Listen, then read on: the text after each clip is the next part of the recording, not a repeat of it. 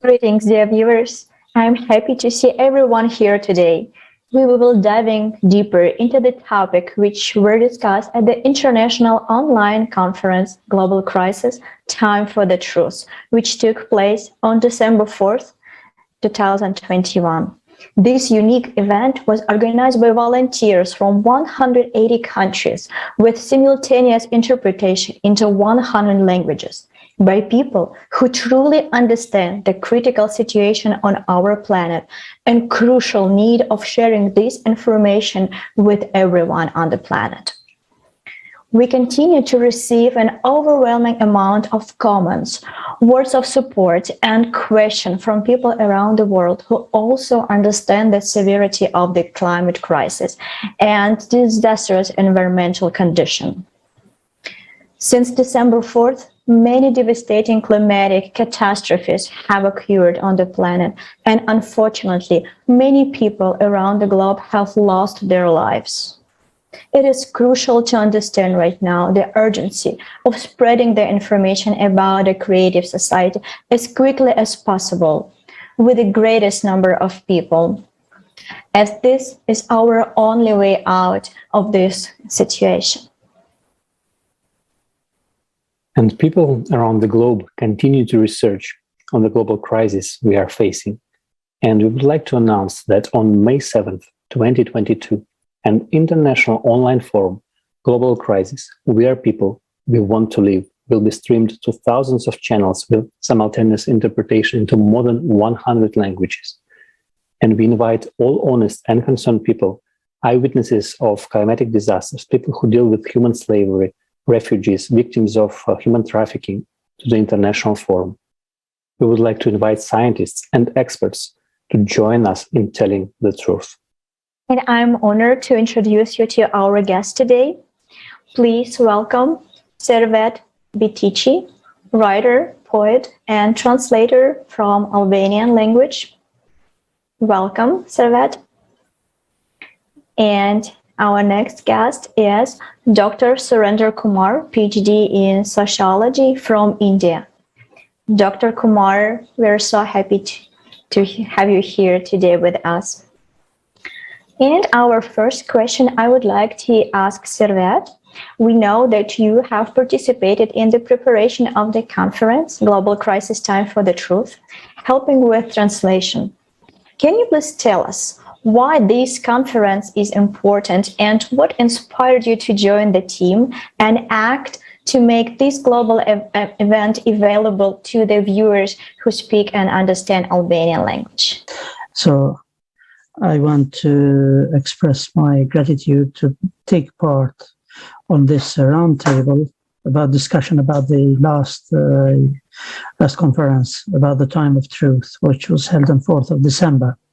The inspiration to take part in this is purely the humanity and the future for us, which lies ahead of every one of us. Everyone will be affected in such a case, and everyone should be gathered together.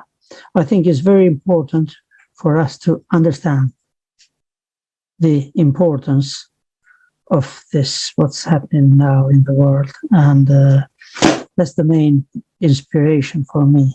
You know, if we have a close look to how the world is changing, is very, very scary. I can bring an example. When I was young and I used to go in the fields of my town and village, it was all greenery everywhere. Now that has changed. Now I'm the witness myself, which not the same species, the biological, I mean, not the same greenery we have now there is replaced, is deteriorating the situation everywhere. And we've seen the disasters in many different countries, fires, we've seen the burst of rivers, we've seen hurricanes in America, and we've seen other phenomena of life, which is the immigration and human trafficking. is very, very concerning for everyone.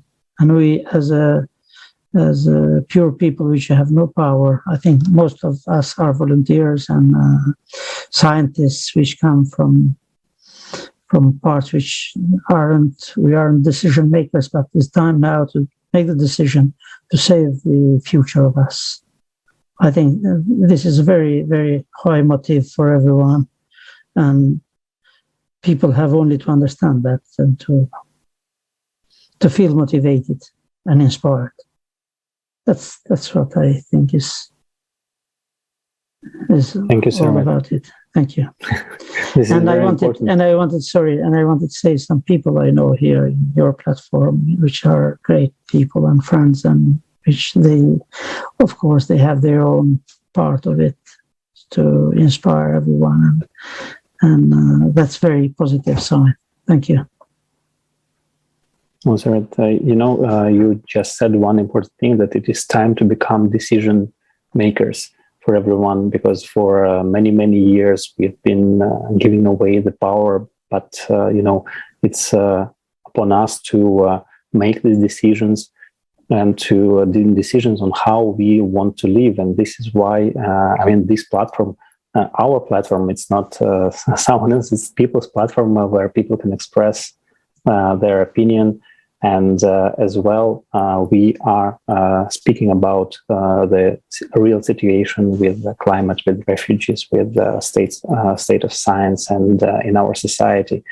And this is why also we are conducting these discussions, so that more and more people who know you also would like to watch and get to know the Creative Society project and join as you did yourself. So thank you also absolutely.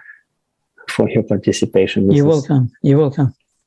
And another very important thing that you mentioned, that we really need to convey this information to every single person on Earth, because without knowing the problem, the depths of the problem, without the understanding the only one solution that we have, we as a humanity will not survive. The crisis is so deep, it's so dramatic right now. The only way for us is really to get together. But we can unite right now only on the platform of Creative Society. Thank you so much for your time, for your help in this project. We really, really appreciate it. You are more than welcome. It's my pleasure. And we would also like to ask Dr. Kumar to share his impressions about the conference, and which information was new to you, and what impressed you the most. See, my experience has been really very awesome, outstanding about this conference.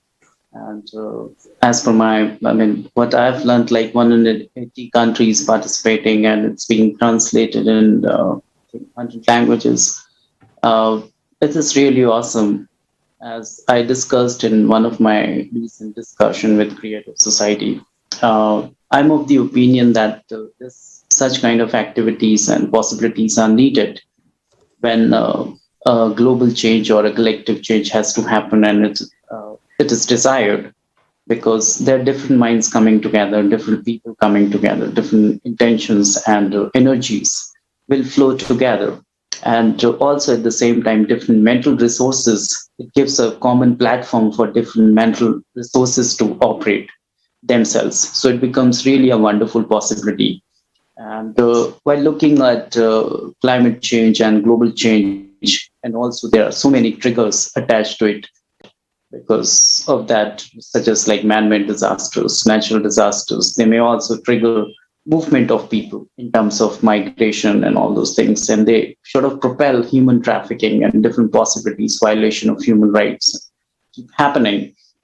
So what I personally feel and my personal observation about this Creative Society, this attempt coming together, whereas different resources coming together, and people also, their perceptions, and overall it's like a resource being pulled up in on one particular platform. So I personally say such kind of activities and operations and mindsets have to happen more and more, so that a collective change can be caused in a society.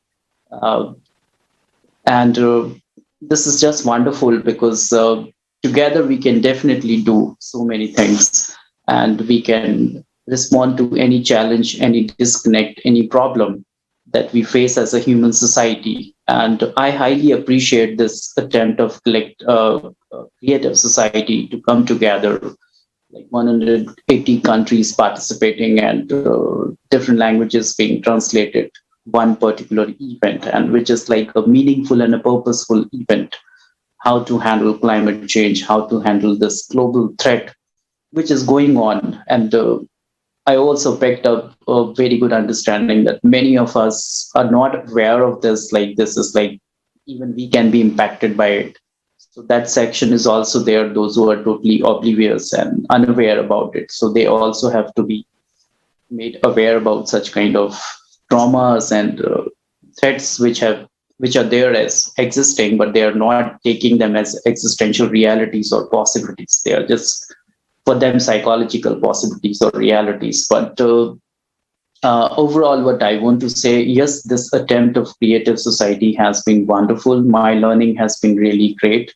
And I highly appreciate and I'm looking forward to participate in all possible dimensions and in all possible ways in the times to come with creative society, what all projects they have and possibilities they have and activities they have. Like last conference, I was also there participating and I also was a part of translation. So it was a wonderful experience, a good experience for me. So in future events also, I'll be participating in all with all my resources, what all I have and what all I can do in the times to come. So this is what I would like to say. Oh, thank you, Dr. Kumar. And it is very important that more and more people participate. We also like to thank you for your personal participation, and because it is wonderful to see that people who get to know this project and the information, and they cannot remain silent. They understand that remaining ignorant will not solve any problems, and this is why it is important to spread this information. So as you and did as well, so you participate and you continue, and even right now you are participating in this project and spreading the information. And you touched also upon a very important topic of refugees and human trafficking. And as you know, during the conference, the video, which actually turned into a mini documentary, was aired for the first time on December 4th. And it was talking about the fate of refugees and all the atrocities that they're going through. So this truth revealed to such a large audience for the first time was so brutal that YouTube even warned sensitive viewers about it. So we will not be showing this video in its entirety today, but we will run a short version now, and I will continue our discussions after this.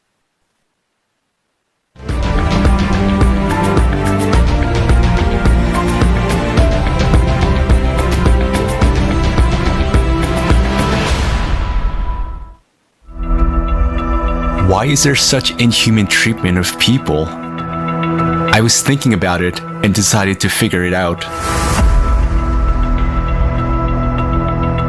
You will never spend a month without being attacked with a xenophobic attack, because they say as a foreigners we are stealing their work. I've lost that hope of being in the great society. I don't know, I've lost that hope, because seeing the way that people are being killed, seeing the way that people are being shot in my eyes. A child can be sold many times. I remember one day I came across the story of a girl who was, she was Turkish. She had been sold 17 times, and she had been trafficked from one country to another 17 times, and she had experienced only rape. I also sat in many auctions as a customer, as an undercover when I was doing the undercover. There where we were sitting for the auctions, 9-year-old girl, 10-year-old girl, as per the demands. So the trade called the first time sex. Whenever the auctions will happen, new girls arrive in the trade. So they put the auctions. So who will bid the last demand, the money? That person only will use that victim whole night for his choice. The business that is made of spare parts, the human spare parts. How many children have been transferred from one place to another and then being operated on for some rich guys in different parts of the world to get a kidney or get something else from their bodies against their will. Black market, traffickers, mafia is part of this economy that is ruling the world. So what else I can say? That I only see that another possibility is to spend money instead of constructing walls like we are doing in Europe. In our society, human life has no value. How is it possible that instead of help, people encounter violence, aggression, abuse, and slavery? This is not a migration crisis, but this is a crisis of humaneness. People, by looking at the existing legal frame, will not ever be entitled asking for protection. Because you will ask them which country you're coming from, they will say there is no country. I had a country called X, but the country now is underwater. Or I had a village and this village is being totally destroyed or disappearing. It turns out that there are still no effective programs for the resettlement of refugees. For so many years, the United Nations has been working. For so many years, the Refugee Rights Commission has been working. So many humanitarian organizations and NGOs around the world have been working, but there are no working, established or adopted programs on how to work with these refugees. There are none, and the Refugee Commission itself admits this. Now refugees are forced to leave their homes. They face condemnation and cruelty. They are left alone with their misfortune because of the consumerist format of society. Tomorrow's climate catastrophes could be upon us as well. Answer yourself honestly. Are you ready to face what refugees face? Are you sure you won't be in their shoes? That you and your loved ones won't have to go through what they're going through.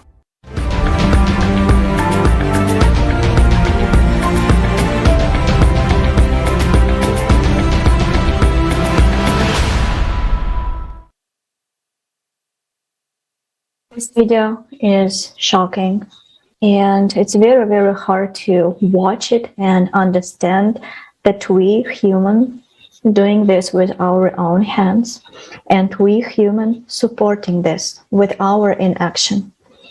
And I would like to ask Dr. Kumar to share his opinion on this issue raised in this video.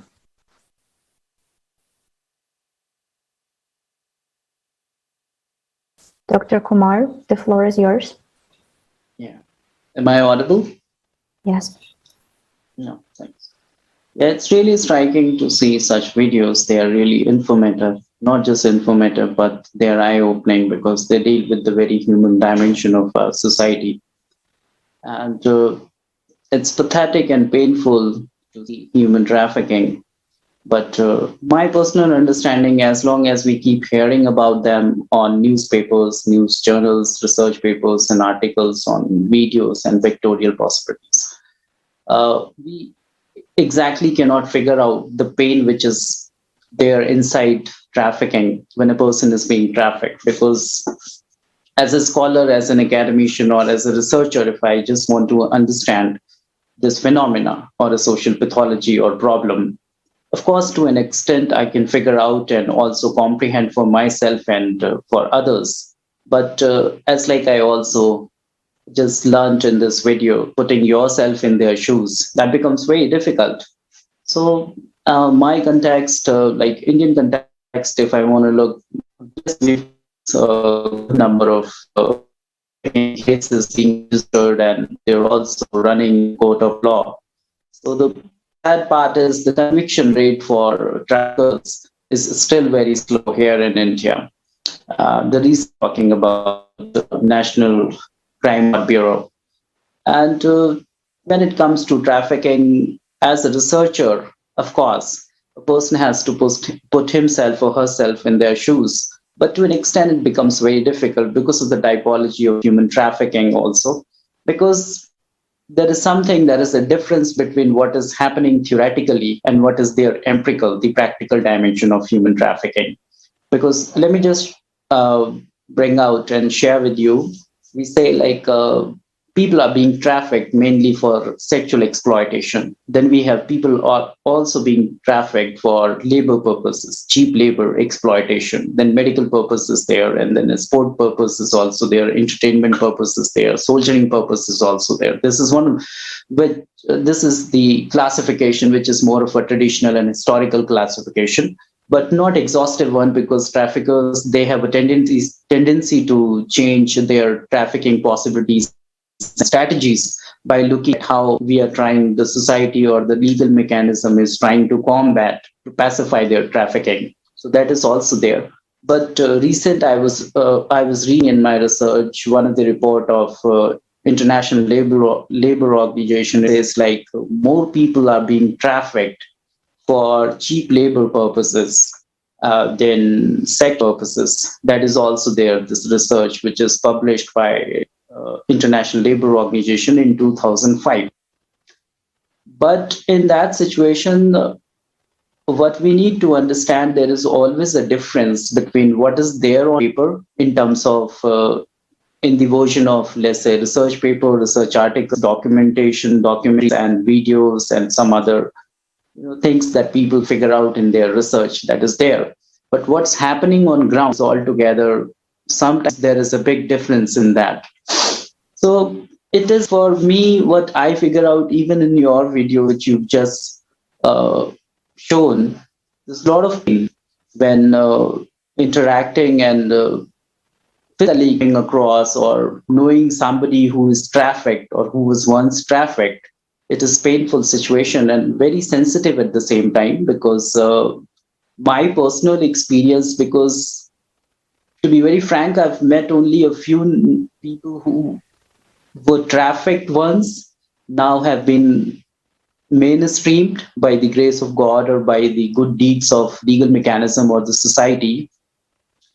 And also those who were trafficked a little, I don't know exactly, but yes, of course, I've come across some good number of people who were trafficked once, and I was able to hear their story, their pain and everything.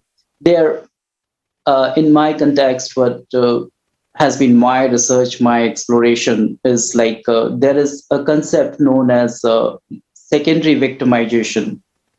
They are victimized at every stage of trafficking, but once they are mainstreamed or before they are mainstreamed, a secondary victimization also happens to them, which painfully happens by those who were supposed to protect them, such as like legal agencies, legal people, and police persons. So the secondary victimization happens to them by those authorities who are supposed to protect them, who are supposed to raise their voices and look after them, sort of, cause them listening. So that is also one experience I just wanted to share. Thanks a lot. I've made, I think, some comments. Thank you so much, Dr. Kumar. Thank you so much for your comments and extending this topic. It's very difficult to understand that in our society we have demand for human trafficking. And this problem is very, very deep. And in order to fix it, we really need to fix the fundament of our society, the foundation. And without that, doesn't matter how we will strengthen our law and how we increase the number of law enforcement, we will not fix it. The human trafficker will find the way how to find their victims because of the demand. But we people, we need to find the way. We need to really get together. This problem is global. You can see it in every single country in the world, but only together we can fix it by changing the format. Yeah. Another thing. Can I say a point here? Absolutely. Yeah. Yeah. One of the data of National Human Rights Commission here says like 82.5% people, those people, these are those people who are traffickers. They make their categorical comments like they traffic people on the ground of demand. If there is demand, so this influences how trafficking will happen. So most of the people who are trafficked for sexual purposes, such as women and children, they are being trafficked on the ground of the demand which is there. So this has been actually committed by the traffickers. So I just wanted to share it. As you mentioned, like there is a demand of trafficking. Yes, of course, I firmly and categorically agree that this is a demand-driven industry, which is like eye-opening from a social perspective, from a social point of view. Absolutely, absolutely. And very difficult to understand also that format in which we live support violence. So this format cannot survive without violence, without forced labor, without slavery. And we will not be able to find the solution just like acting in a frame of consumer format. If we would like to find that, we need to change the system of coordinate. We need to change the format and change the format where the human life will stay on the first place. That will bring everything to the normal. Yes, because, of course, there is demand, but also, as we can see with many, many things in our society, everything that we are fighting against just persists. So we understand that there is no real desire by the institutions which are responsible for fighting like the crime or the drugs or the human trafficking or the climate change. A lot of money is spent on all these issues, and yet after many decades we still don't have solutions, because we also can understand that in the consumer format of society, what is happening is that these organizations also protect, like they're doing just job protection, because if they solve the problem, they will have nothing to do. And in our format of society, they will have nothing to eat. So this is also, it's a snake that bites its tail. And we really need to change format of society where human life is the highest value. And even if we think about anything that we've just said previously, just taking into account this one thing, human life is the highest value, everything changes. I mean, the whole perspective of how we organize the society and the actions where we dedicate resources, our human potential will change the outcome as well. So, would you like to chime in also on this topic and maybe add your opinion? Absolutely. Yeah. I absolutely agree with three of you. And your views are very useful, very good, very to the point. And I absolutely think that it's not simply to the traffickers or to the group of people or organization which is support them and they got profits. Definitely they got big profit on all this movement around the globe. But the system, as you say, you Marina and you Alexei, you are pointed that the system is the root of this. If the system works, no traffickers can find ground to do this. And I can bring an example. In East Europe countries, which they were claiming to impose the capitalism didn't come by the rules is imposed in the West. Capitalism played in the West and developed countries, and we've seen it's been successful for some time, I say. And to that point, when the system changed in East Europe, we have seen a tragic experience. The economy failing, industry and agriculture, both of them. So creating a big, big vacuum. And I'm sure some of the factories, some of mines, some of the fields of cornfields, for example, huge cornfields and sunflower fields, they were just abandoned. No will, some people to take responsibility and employ people. They found the easiest way, just close them down, threw people on the road, and the people come subject of the trafficking. So this is a very, very coming straight from the system's fault. And then people come as a subject, which they want to survive, they want to profit from the demand, as Mr. Kumar was pointing, that they are claiming that we are helping people on demand, those traffickers, but they are the second, I think, in the scene. The scene is the system, which got to do with humanity. People should take responsibility, should be more aware. That's what I think 30 years of experience, which is this disaster has intensified dramatically, are enough for people to understand. But unfortunately, people are so divided now. And the only point, the most sensitive point, is this disasters and immigration, which is affecting everyone, actually. If you go to a country, which you pointed earlier, that now used to be your country, and now it's disappeared, so everyone is being affected sooner or later. So that people should act in the same voice and same mentality and same unity. Is this difficult? Is terribly, terribly difficult to manage, to bring people together because of the experience of division. And what I find worry is a bit of panic in between people and alarm of timing, you know.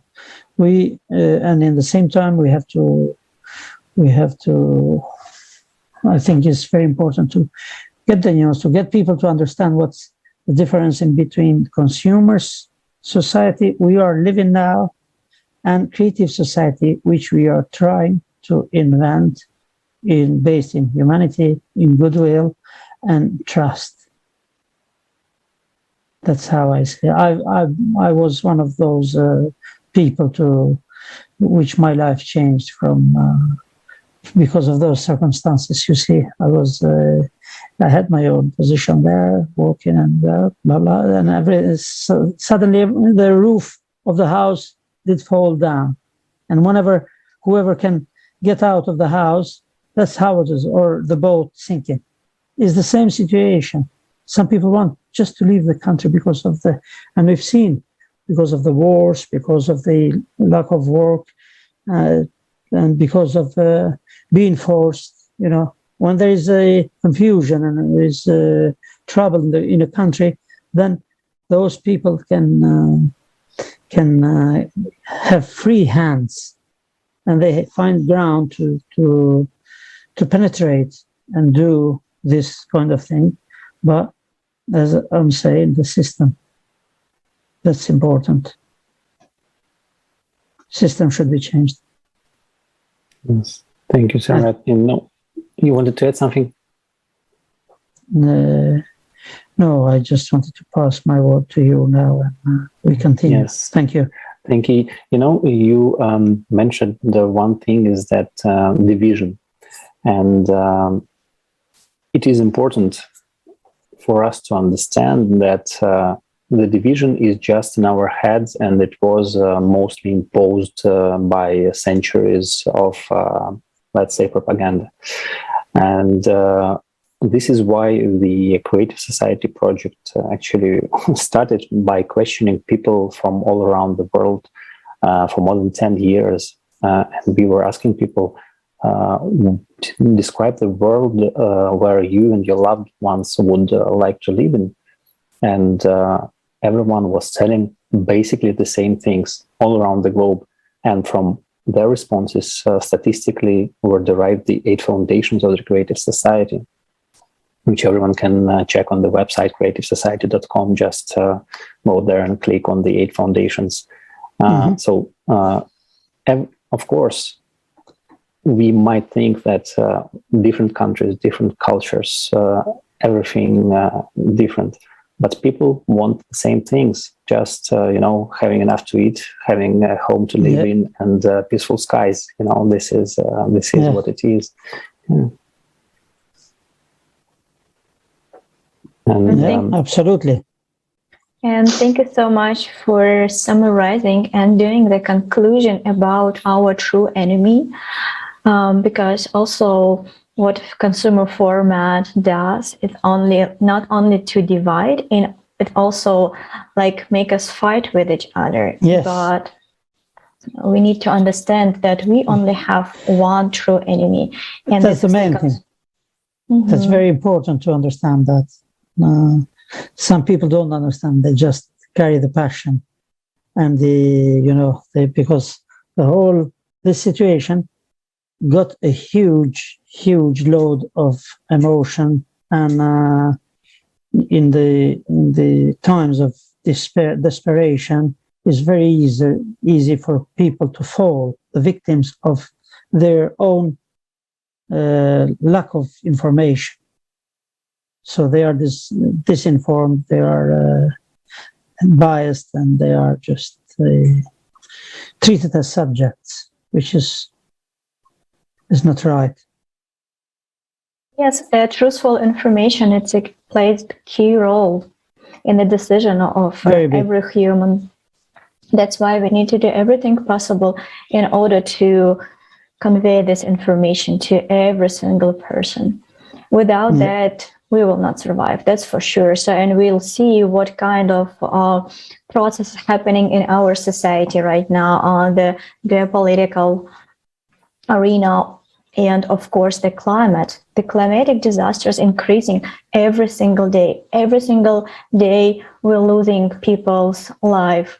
And that's terrible to observe and not paying attention to that. And why we don't pay attention? Because we don't understand the concept. We don't understand the true reason. And if we would know that climate will escalate every day, and millions will migrate from one hemisphere to another, from one continent to another, and we would do something, we would act today, because it's a time to act. Tomorrow it will be too late. What would happen in our society? Disinformation. We don't know, we don't understand the true reason, and we're fighting the wrong enemy, and we're doing the wrong steps, not towards surviving, but towards losing time, losing resources. But again, on December 4th, many scientists united on this unique platform in order to share the truthful information about the real cause of climate change. And right now, it's upon us people to make everything possible in order to share this information that every single person will understand and act accordingly. And we touched a very painful topic for me, for every single person. And we all would like to hear the solution.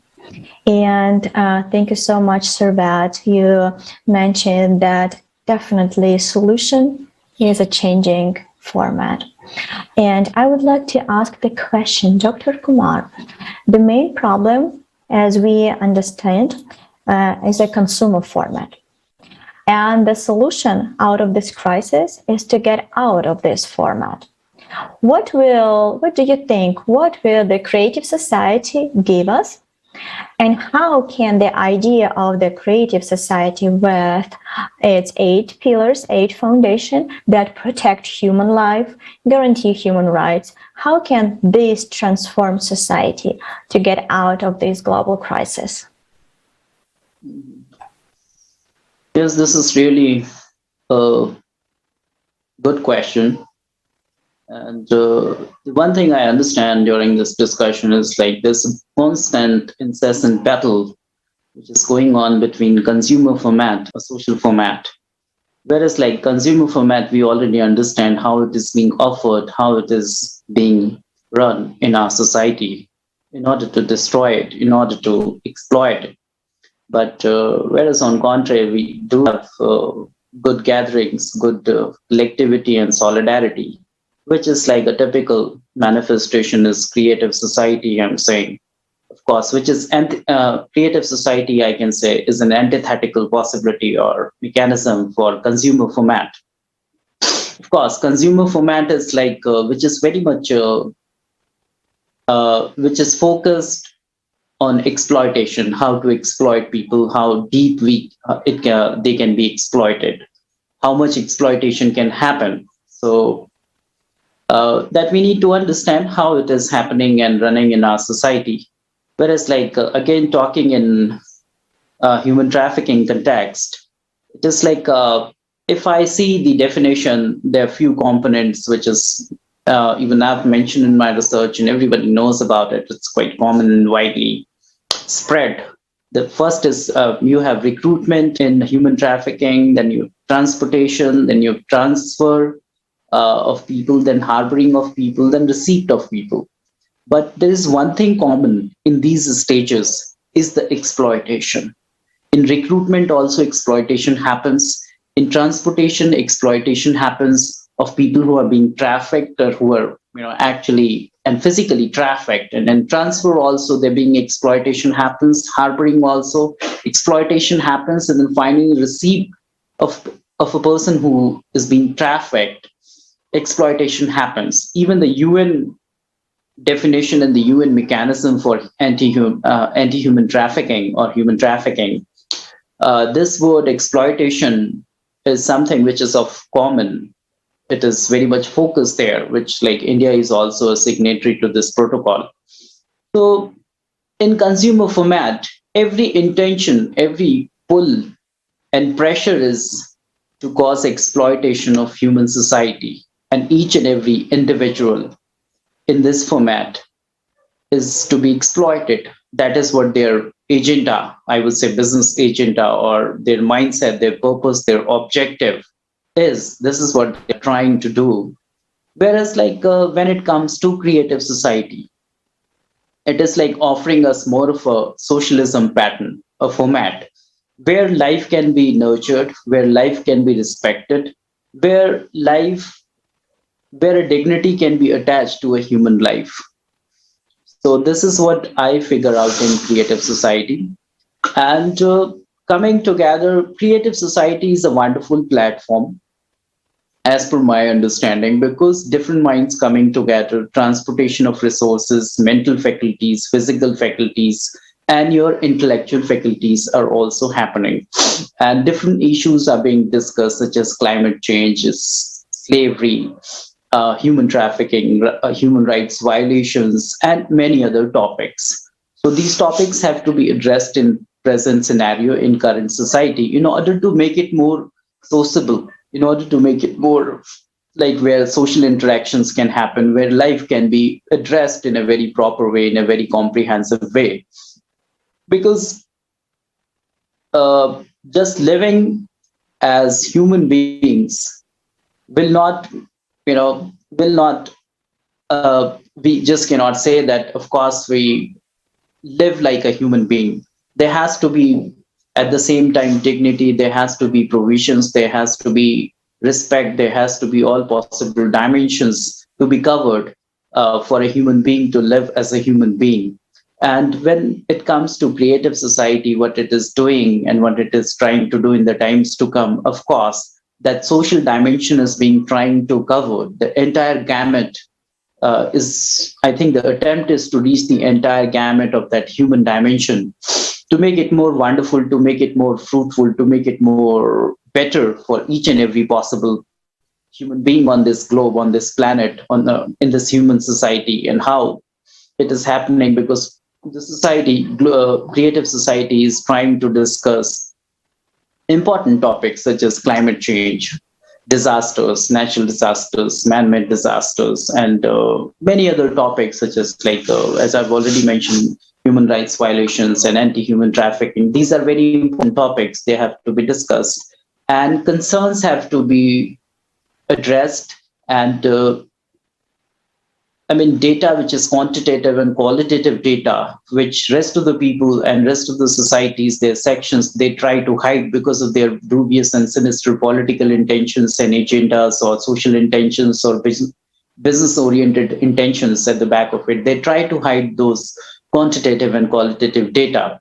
But the society, I see in their videos, I see in many of your documentaries and your discussions that you try to bring those data out, you make them public so that people can make themselves aware, they can sensitize themselves and others also.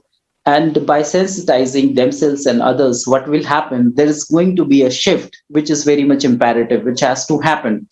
Because I strongly very much believe there's a stage of, a state of mind, which is like psychological stage, and then there is something which is actually a practical stage. Some people believe that human trafficking, slavery, violation, and climate change, natural disasters, man-made disasters will never happen to us. They believe it very strongly. They don't want to aware themselves. They don't want to sort of think about it. They think, it is next door problem. It's not my personal problem. It's not our society's problem, because we are better. We are beefed up. We are sort of, we have better mechanisms to combat, to respond against such kind of possibilities. But this is actually what I say. This is their psychological reality, that they're actually just thinking in their mind. This is having existential. It is not for the existential reality, just a psychological reality. But it takes only snap of a finger for them, because existential reality from psychological reality. So that has to happen. People have to be sensitized about it, like such kind of issues like their violations, trafficking, global change, impact of global change, and migration, because of that movement of societies as whole can happen to any society, any human society across the globe.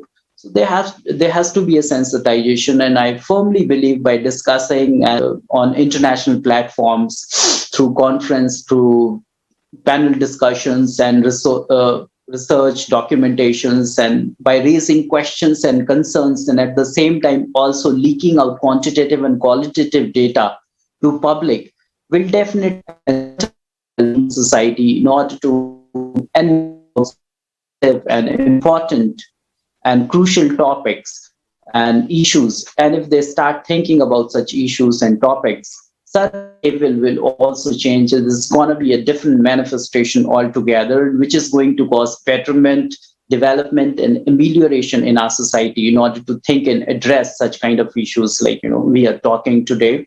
So I certainly believe a forum like Creative Society and a possibility like Creative Society is very much needed, and it's imperative, indispensable for the betterment of this human society.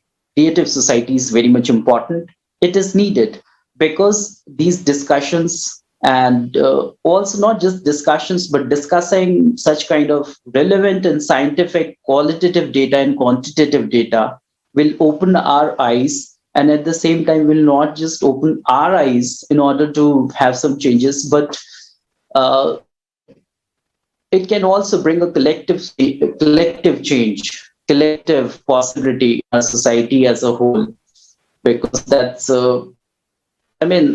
needed, because any change in our society can only be caused when there is collectivism. And Creative Society is trying to bring that collectivism, that collectivity in this as a whole very well. And it is doing a wonderful task, a wonderful work in that direction. And sooner or later, I'm sure that it'll have some wonderful results also, tremendous results to cause good in our society and betterment in our society. Thank you, Dr. Kumar. And all these discussions and forums, conferences, it's not just for the sake of talking and discussing together, but we are informing. The whole aim of this is to inform the population of this planet about the other way of living, the creative society. I mean, the Creative Society platform is where we unite, because we have these wonderful technologies that permit us to do it from around the globe, as we are doing right now. But the main goal is to really raise awareness of everyone and create a demand from the whole of society by first bringing the truth about the real state of affairs on this planet, and so that people understand that the consumer format of society divides us. And as you rightfully said, everyone thinks that the problems that are happening happen only to someone else. They will not happen to us. We have better systems to counteract disasters. But as reality really has proven us many times, and it's happening every day, no matter how the country is developed, there is nothing we can do to right now in this format of society to counteract the climatic changes. And this is why it is important that truth is spread around the world, and people can unite on the basis of this truth and human values, the values of the human life. So this is the main goal of the Creative Society, is to unite all people and build a society where human life will be the highest value. If you would like to add something, please chime in discussion. I had no much to add, actually. Just if I can say my hope when Alexei says we are not just for talking here, we got the technology. That's what we want to hear. That is the best news everyone wants to hear, because we are not just for conversation here and just to have, but there is a real thing which supports us to change the format from consumer to creative society. And this is the hope and will and aim for us to be one day to see each other in a creative society, and as friends to each other, and as not as enemy, as a fake enemy, and missing the target. The target is the uncertainty. Our target is to clear the air and to bring people together. That's where we all unite and where all we stand and our friends. Thank you for this opportunity to express ourselves. It was really a pleasure to have this with you, Alexei and Marina, and Mr. Kumar. It's very good experience, I think. And now, Marina, is your turn, I think, because we're sorry, you were saying something and then you passed the say to me. Please. I would like just to thank both of you for emphasizing once again the informational stage of building a creative society. It's very, very, very crucial right now in the moment, because our future, the future of our dear and near ones, depends on our action now. And once we know the truth about the danger hanging over us, the truth about humanity's real enemy, knowing the way out, the creative society, it's just simply impossible to just sit and not to act. We need to act in order to prevent that disaster. And I'm not exaggerating when I say that the fate of the whole humanity depends on the action of each of us. And we really need to share the information about the possibility of building creative society, because we human, we would like to live And using this opportunity, I would like to invite everyone to our next international forum, Global Crisis, We People, We Want to Live, that will happen on May 7th, 2022. And this event organized by volunteers from 180 countries and will simultaneously interpreted into 100 different languages on the Creative Society platform. Join us. Don't be silent. Tell the truth and share this video with everyone. Are you ready to protect people's life and our planet? Become a true hero. Share this information. Our destiny, our future depends on your action right now. Yeah, absolutely. Mm-hmm. And dear speakers, we're so honored to have this opportunity to speak to you today.